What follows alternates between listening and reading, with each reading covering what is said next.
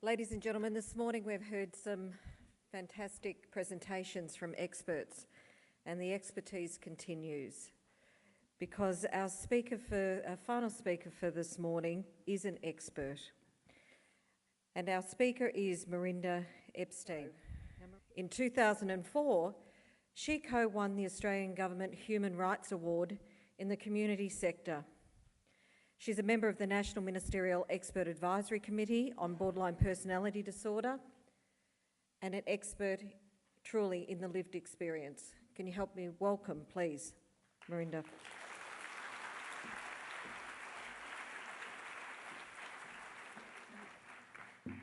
Thank you, everyone. I'm going to start off in an unconventional way for me. I need to read the first bit of my talk. I don't feel that I can do it, and I want to say this before we go on to the PowerPoint. It's my turn. I think you're all expecting a talk on borderline, the diagnosis of shame. And unfortunately, I'm here to tell you that this is not what you're going to get. My apologies for this, but there is a very good reason for it. During the first 5 minutes, I'm going to tell you about it because I still believe that shame is a central concept when it comes to the diagnosis of what I call and my psychiatrist calls complex post-traumatic stress disorder, but which you might know as borderline. The reason I can't talk about shame is that I am sinking in its mire right now as the result of a series of unexpected and shaming experiences. I don't want to tell you much about them because, one, this is close to voyeurism, and two, I'm as brittle as candy and as fragile as glass. When any person is subject to cruel treatment, she or he experiences confusion and pain for a while. But for those of us with this very special but different sensitivity to the world, it's a much bigger gig to move on. Despite the twin mantras I have given myself of try and see it from the other side and move forward positively, I cannot. Not will not. I cannot. I cannot move forward at the moment. My body itself is tucked up and twisted in grief as it resolutely denies the distractions of my intellect. In my talk, you'll hear me speak more about the positives of exquisite sensitivity, but there are some downsides too. Those of us who experience life through the senses of an exquisite mind have to fight hard to stop the metaphorical bleeding. Regardless of how old we are, how much work we have done on ourselves or learned through structured therapeutic programs, how recovered we might think we are, how intellectually capable, famous, or successful as public speakers, we must be vigilant about protecting ourselves. Because some people, including me, find re-traumatisation festers very quickly into an infected ulcer of self-blame and shame, we have a very big battle. Too often, perhaps, we are emotionally paralysed as the shame continues for too long to erupt uninvited, sometimes uncontrollably, and in ways that seldom make sense to others, even when we try desperately to help people understand. So, I'm sorry, but I'm going to leave shame here. However, I want to tell you something before I go on to my main presentation. If you are a clinician, a worker, a carer, or a consumer, whoever you may be, think borderline personality disorder and you must think shame. It is the most central concept to the lives of the thousands of people with this disorder that I've spoken with over the last 20 years.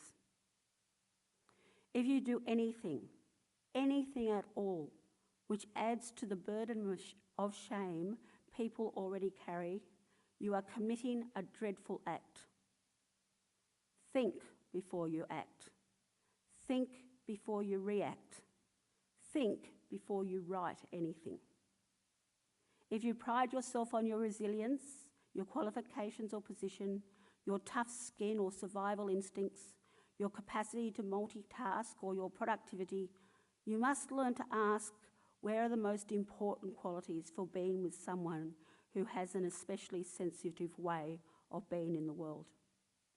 If you are someone who makes good money writing about us, describing our lives, you must think a wee bit harder about the real consequences of your words, what you think, what you write, what you do.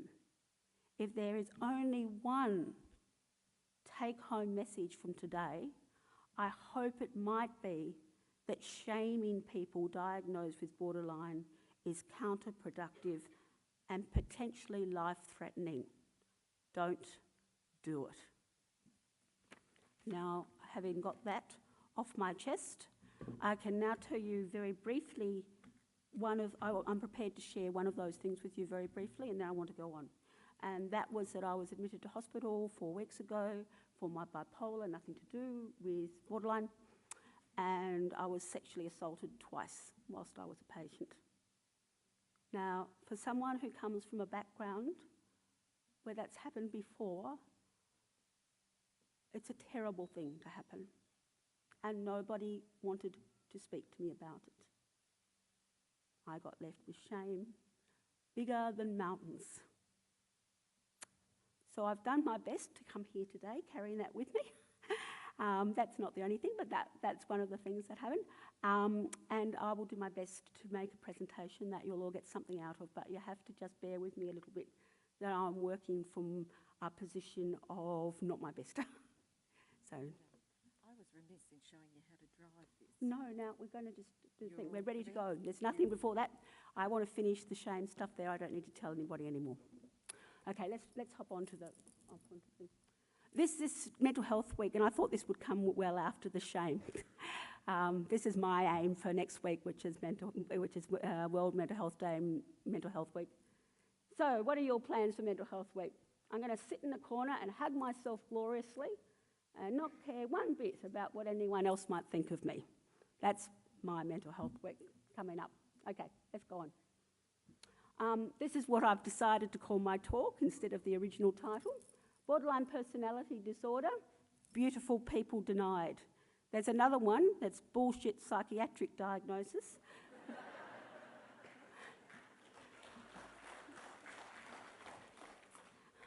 But I thought we'd do this one today.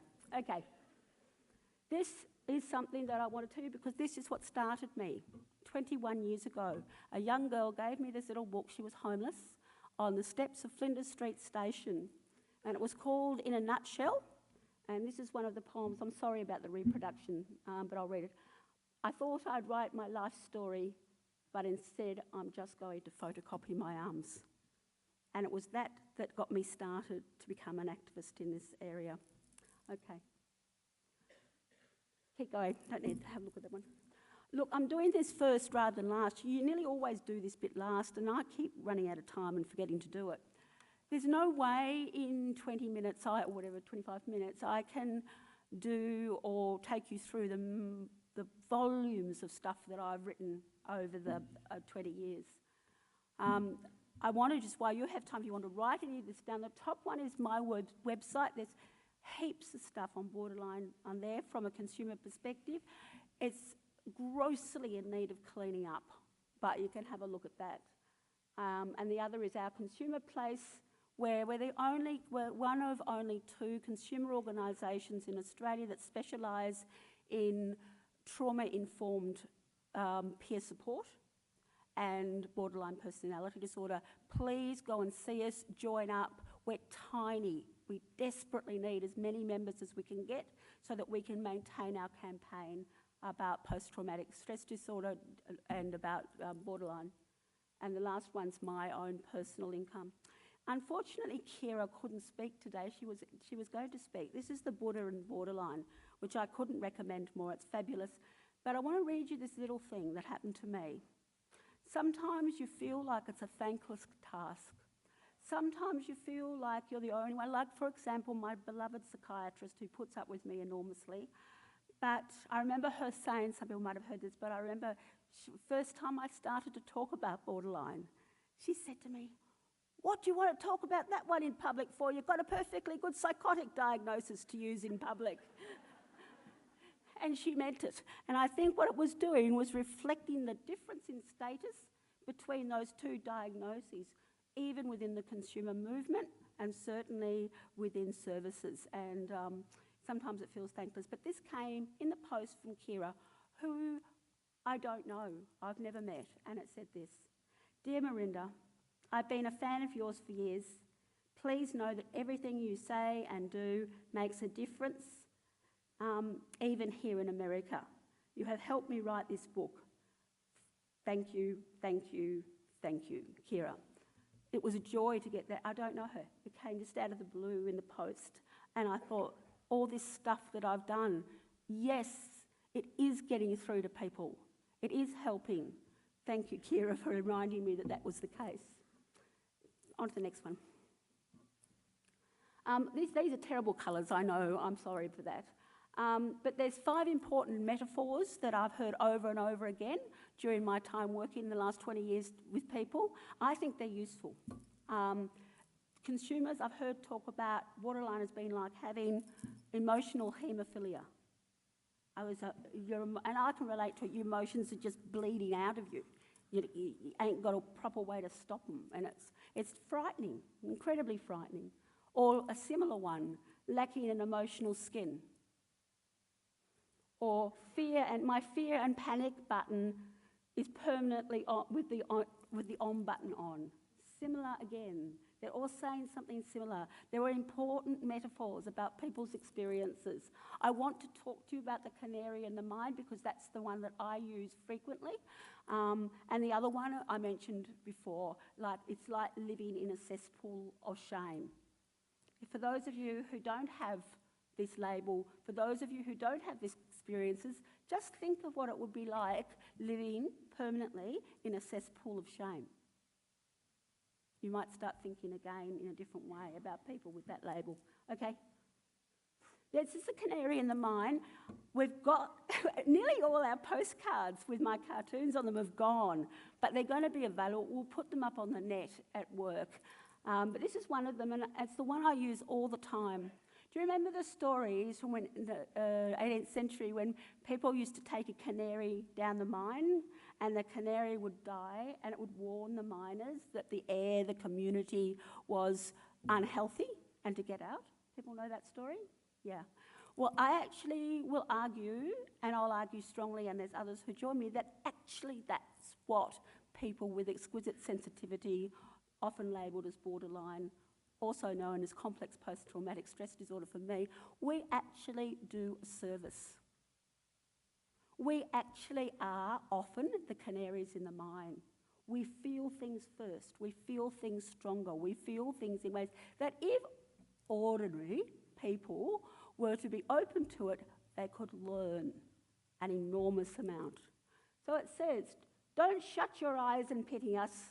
Open your eyes and thank us. People with mental illness are the canaries in the mine of society. Our unique sensitivity is both precious and rare. We die, literally and symbolically, so you can learn. Please listen to our warnings. Everyone's life depends upon it. Now, they're starting to look at the borderline or the post-traumatic stress disorder in a different light. Not someone that you have to cure, always, but actually someone who is contributing to the lives of everybody. It's a different way of viewing it. It's an importantly new, different way of viewing it. Okay. Again, I've got to move on a bit, but the label and the dilemma, there's a label, it is such a dirty diagnosis.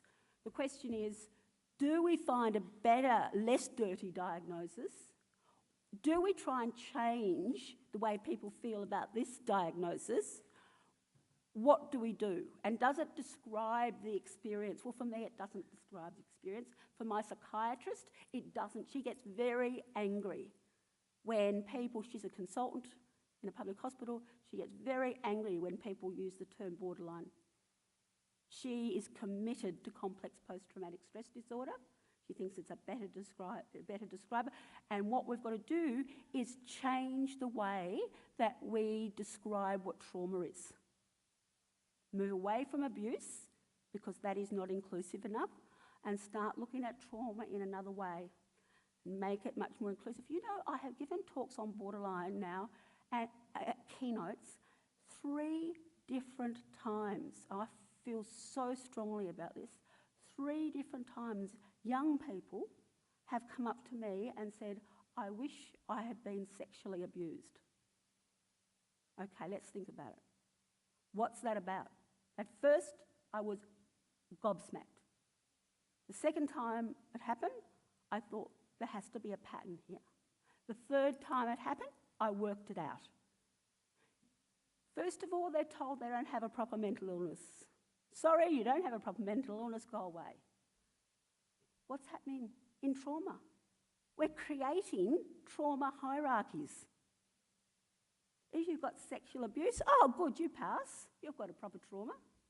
What happens if you were just neglected? What happens, like in my case, it was just a shambles because there was too much mental illness in the family. Nobody's fault. What happens? Are we allowed to call that trauma? These people didn't believe they could. So they were desperate for legitimacy, because without legitimacy, they had nothing. And we've all got to think about that. That's really helped me to think about how, you know, it's over a long period of time, about how I do it, and it's why I call it complex post-traumatic stress disorder, and validate it in that way, and then why I then define trauma very, very broadly, enabling people to recognise the trauma that happened in their younger lives. And look, I'll talk a little bit later on about prejudice and discrimination and oppression, but I'll just briefly mention that when we did a survey of people, the most common thing that people said was the best way to get the prejudice off our back was either to change the name away from borderline, or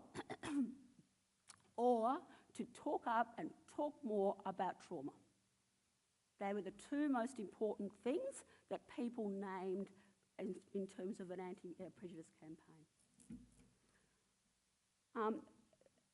The DSM, Andrew, are you here? Yeah. Just correct me, I'm sure that you said that the next DSM is going to have as an Axis 1 diagnosis. What? They're getting rid of the Axis 2 completely. Okay. We've got to ask ourselves whether being called a mental illness is something that's helpful or not. And the questions are here. Do we want to be seen as having a serious mental illness? That's a real question. I'm not going to answer it here, but don't just say yes. Yes might bring services, but it's going to have outcomes we don't want as well. And we've got to think about that really seriously. The other two points are about what people do, what clinicians do, that I just want to talk about briefly. For some clinicians, they hate the term borderline personality disorder, but they have to use it because they're working in public services, and it's impossible to use anything else for them at their particular status within that service. If you do that, tell the person you're working with that you hate the term, but you're being forced to use it. This is about honesty. It's about honesty. Share that information. Share it. The second one, this is what clinicians do all the time, constantly asking them not to do it. If you're using borderline personality disorder in your head as a category for diagnosing people, but you think in your other side of your brain that it's a horrible diagnosis and you don't like it, so you save them from the diagnosis, it's not a good way to go. You cannot save us from the diagnosis. One thing about people with exquisite sensitivity, we can see through bullshit. You know, it's a major characteristic of those of us who live in that world. So don't try and protect people by not calling them something if you're using that language to formulate your own reasoning. Be honest. Again, it's exactly what Joe was saying about honesty and integrity. Okay, next one. Look, as I've said, I used a complex post-traumatic stress disorder, which is Judith Herman, whose work I really admire, and my psychiatrist uses that term too. But this is just like some of the other stuff that people use. I don't want to go through it. You probably would have all seen it. Most of it is very similar in kind. It's mostly like if you're thinking this instead of one of those instead of borderline, I don't think you're gaining much, unless you're using the post-traumatic stress disorder once. Okay, next one. This is interesting. This is from some work that I did. I'm going to tell you a bit more about, but a big study that I did. And I just want to, you can read it. Doesn't need me to go right down it, but it's tragic. This is what people who were part of the study had learnt about themselves with a borderline diagnosis. It's terrible. It means I'm a bad person, don't have a proper personality, I'm losing my personality, I'm not going to do them all. My pain isn't really bad, I am. My personality is horrible, no one will ever like me. My personality is horrible, no one will ever want to help me. This is what people are interpreting borderline personality disorder as meaning. We've got to take this on board. Okay, next one. I'm just doing a few cartoons. These cartoons, Fleek, where are you? I reckon we can put them up on the site. Yeah, we've almost run out of the postcards, which is great, but we'll put some up on the site. But this one, most people are able to relate to. In order to be taken seriously, you need to present as all those terrible things, seriously ill. Bad luck if you're a attention seeker, bad luck if you're just sad or you're bad or any of those things. Next one. It's a bit harsh. 3 phases of distress, a study in medical judgment, mad, bad or sad. Says it quickly. Okay. These will be up. These are, I'm sorry about my heavy overheads. I really, really am. I hate doing this. But these are some myths. People with BPD are always difficult and demanding. People with BPD are incurable. People with BPD destroy the competence and confidence of clinicians. Have you heard that? Anybody else other than me? Yes, exactly. People with BPD don't have proper mental illness. Their behaviour is just willful. Yeah? I'm sure it's familiar. People with BPD split staff. Did anyone pick up one of the staff splitting gun cartoons? One can't help take the mickey out of that because it's so ludicrous. However, I could be so powerful that I could make groups of staff hate each other.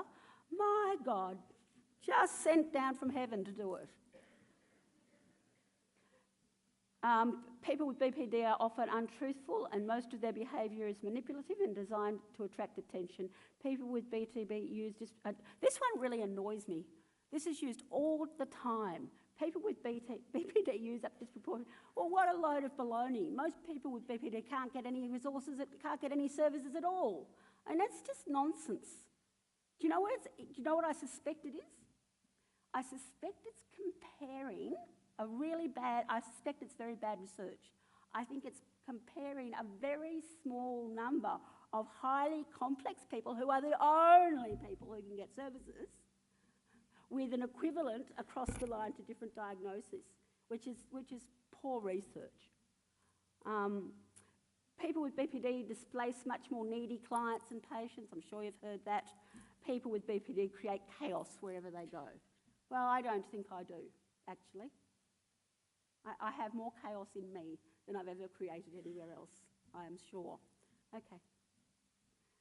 And I want to this is 20 years for me, but although the label of BPD is spurious for some, the deep shame and distress is not. People labelled as having BPD are often treated with disdain. Sometimes people with BPD label live non-gendered stereotype lives. I think this is an important one. And I think that some of us who live non-gender stereotyped ways confuse and anger staff who then label us as having BPD. And it's got to do with gender stereotyping. Clinicians and workers behave from a place of fear very often, which leads to chaos and distress. So I suspect that the chaos and distress often comes from clinicians, not from people with BPD, and it comes out of a place of fear. So that's something else to have a think about. Childhood trauma I've talked a little bit about this, is pervasive amongst people with BPD diagnosis. Remembering, I'm defining trauma widely. We must never, ever again leave it as the elephant in the room. It's not acceptable. A personality disorder diagnosis is often given as a punishment. Is this familiar to people?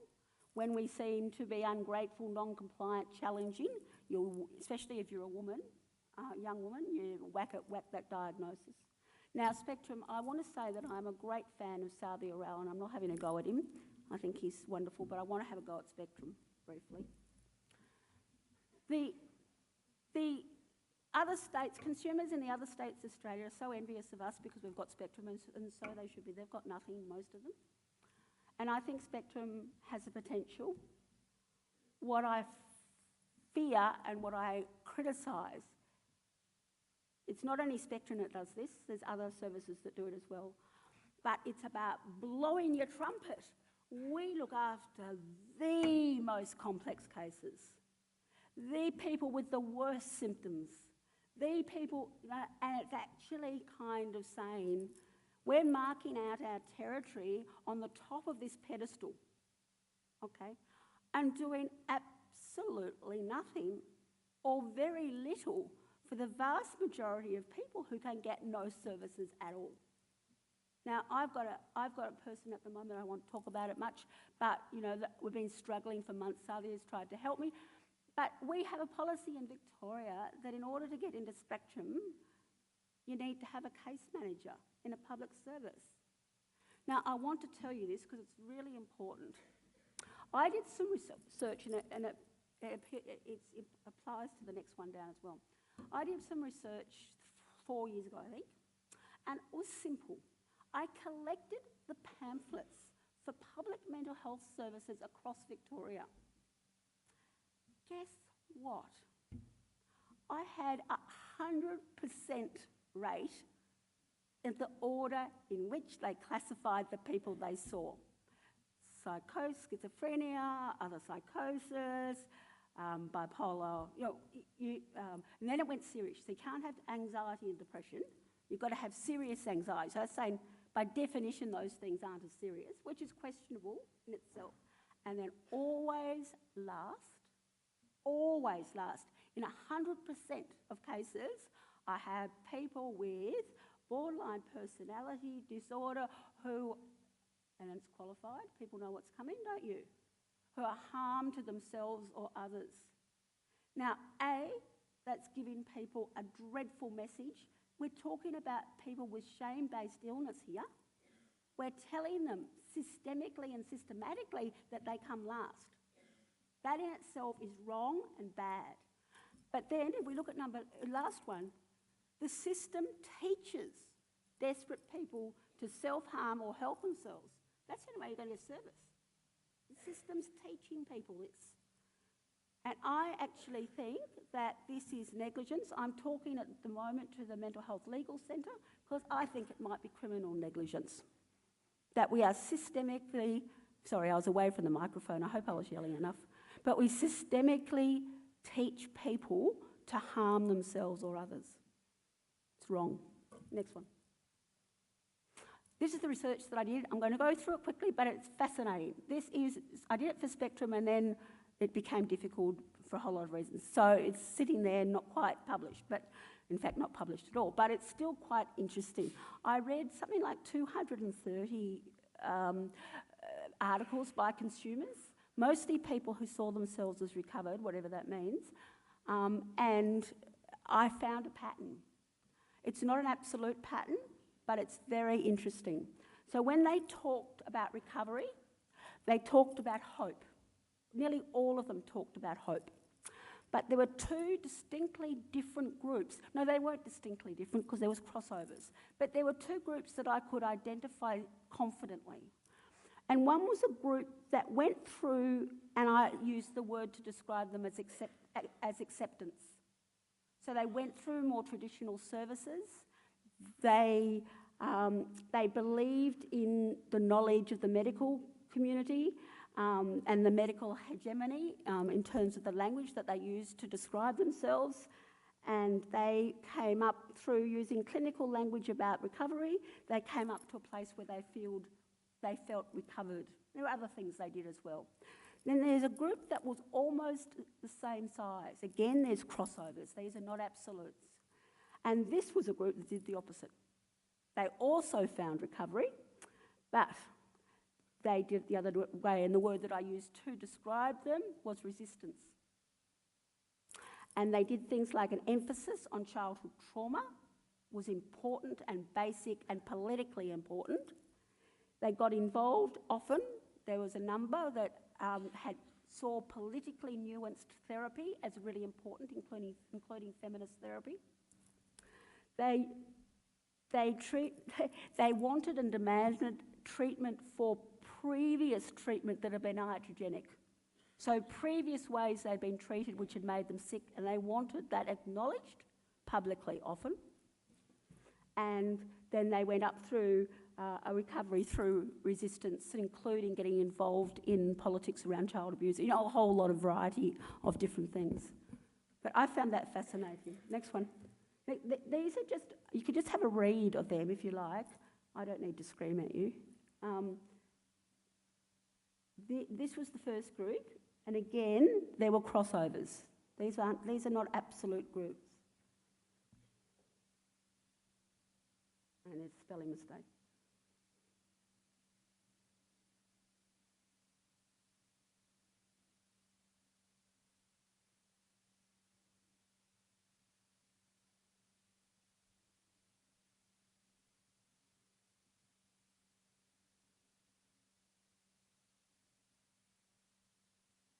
Get the idea?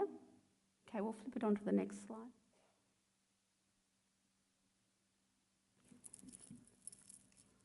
And this is the second group of people, again, feeling that they had achieved what they defined as recovery.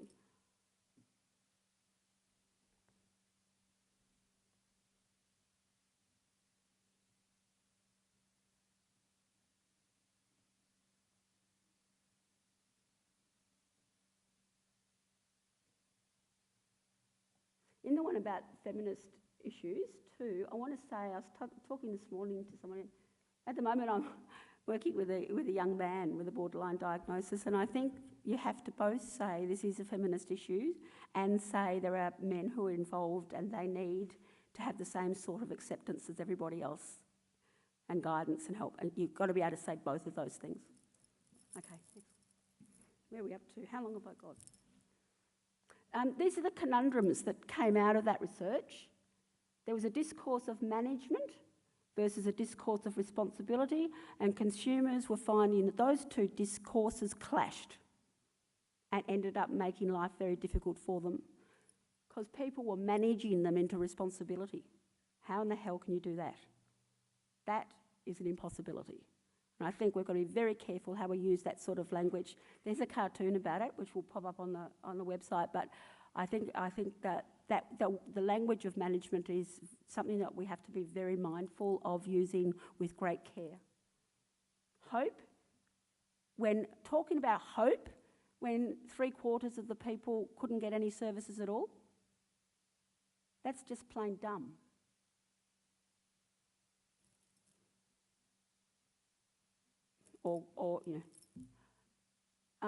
Flick mentioned about the book, about the material. I couldn't agree more. Being invisible, which is a major problem for people with borderline, versus being visible in ways that do them more harm. These are things that came out of this work. Accept pathologising people's essential being, their personalities, and get services, or resisting medical imperialism and getting no services. It is not the same. I can say this absolutely. because I've got both.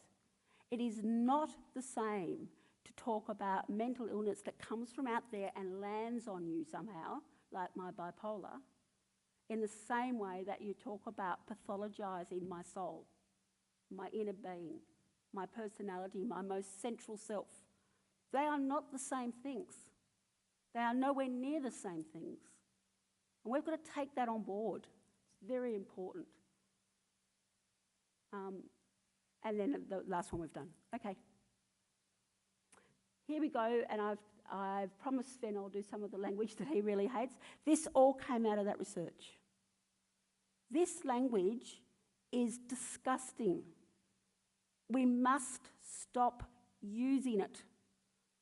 Now, I cannot say it more strongly. You get someone who goes into the literature and reads this.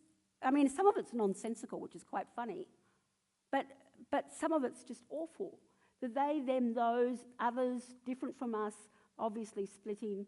This difficult cohort of females. Put yourself in the position of one of us who's reading that. This difficult cohort of females, for goodness sake. Codependent, enmeshed. If you're going to use that language, at least describe what you're talking about.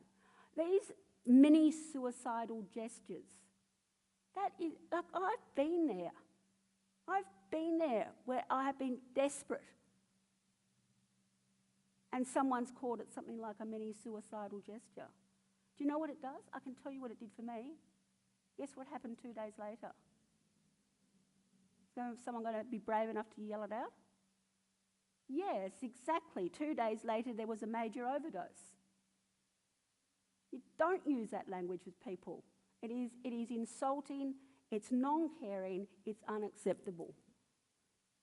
And the other one that look, there's a whole lot there, and I will make this available at some stage, because I just think that we need to think, if you're going to talk about people, not individuals. There's a really big difference between using the word people and using the word individuals. Think about it, I just get really angry with some of this stuff. Therapy interfering behaviours. No, it's not acceptable. Here, court committing deliberate self-harm. That's a beauty. And of course, difficulty engaging properly with therapists is a really good way of therapists not taking the responsibility of being unable to engage with you. Okay. Again, we're nearly at the end, but I wanted to say a little bit about a black spot. One of the black spots for BPD, one of the black spots for lots of other mental illness is the acute unit. One of the black spots for BPD is the accident and emergency department. The worst treatment I think that's ever happened to me in relation with my BPD diagnosis has happened in accident and emergency departments. And as those of us interested in this, we have to start working on those. Now, this is a... Did anybody else see this thing that would happen with Dr. James? She is an English accident and emergency specialist who wrote this vitriolic letter to the... who was it to? Okay, can't remember. But it was the Guardian in England. And can you go back one? Have we jumped one? No, give you one more. That's right. Go back again. Getting confused. Yeah, there's one missing, but it doesn't matter. It doesn't matter. She wrote this extraordinary vitriolic letter, and then there was this response from 200 doctors, all agreeing with her about people who self-harm and how awful they were. A whole set of doctors. In England, in Britain, there's health is free. Yes. Yeah. So there's a whole lot of doctors who are claiming that if you self-harm, it shouldn't be free anymore. If you self-harm, even if you're on a pension, the cost of it should be subtracted from your pension regularly. That self-harming was somehow different from every other thing that you would go to hospital for, and you should pay for it, which is extraordinary. It's absolutely extraordinary. And then I'd love to talk more. We're going to run out of time. Invite me back. but one of this quote in blue came from a psychiatrist, and it was unfortunately typical. It's not just a one-off. I think Rachel James, that's the person who wrote the letter, speaks for many of us who have spent years dealing with these people, and from a psychiatric point of view, getting metaphorically pissed upon by those serial offenders who are not even mentally ill. It's awful, isn't it? It's just awful. There were also some people who found what the discussion was developing into, they found it really alarming. So there were some people, some doctors who were writing and saying, whoa, stop, this is not the way to go. Okay. Oh, they're round the wrong way. That's why. But just down the bottom, we'll just jump down the bottom. These are the words that she used in the original letter. Willfully immature, display small needy patients, seem to thrive on the chaos they cause and attention they receive. So it's just this whole lot of vitriol, but it just kept coming and coming and coming and coming. And I thought, this is an area where we have to make sure our campaign gets to. Okay. I'm not going to go through, right, but if you're interested in this, Deb Martinson is a consumer in the UK who's written fantastic stuff around self-harm. Really, really good stuff. So write her name down and look up her stuff. But this is a Bill of Rights for those who self-harm. You can have a quick look at it. How am I going for time? 1 minute and finish? Yeah. It's terrific, isn't it? It's really, really good. I love Deb's stuff. I think she's made a super contribution in this area.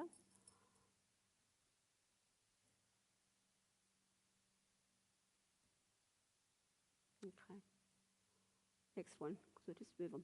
That's one of the ones that was out there on the table.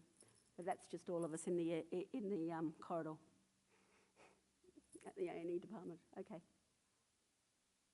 I want to do the last minute on stigma. I am not going to say much because it's a huge issue. Please look up my website. We very rarely use the word stigma these days. We've moved on from stigma for a whole lot of very good reasons. We're much more likely to use prejudice or oppression, even negative discrimination, but stigma is not strong enough. It doesn't get it anymore. I'm just but this is fascinating. This is a woman who is of colour. She lives in Britain, and she put out this. You don't have to be able to get it all, but she put out this thing that she'd made of the oppression that she'd experienced. And if you look at the bottom two rows, they're the most important ones, because what she's saying that as someone diagnosed with mental illness, she had 1, 2, 3 stars. 1, 2, 3 stars. So they were oppression in her own black community. High, really huge. Oppression in the ordinary community, huge. If you look down at the bottom one, that's a specific diagnosis of borderline, okay? The oppression in the black community, not great at all. The oppression in whole society, not bad at all. Go over to the last two columns, and what she's saying is about oppression within the consumer movement and oppression within services. And having a diagnosis of mental illness, 1 star, not very oppressive, not a problem in the consumer movement, not a problem in services. But look down at the bottom two. Having a diagnosis of borderline, 3 stars, oppression within the consumer movement. And 3 stars, oppression within services. It's a fascinating little map to finish off about, because if we're talking today about moving forward in this subject here, we need to take on board where the oppression's happening. We need to be specific where we aim our messages to so that we can get the most out of them. Is that fair enough? That's the end, I think.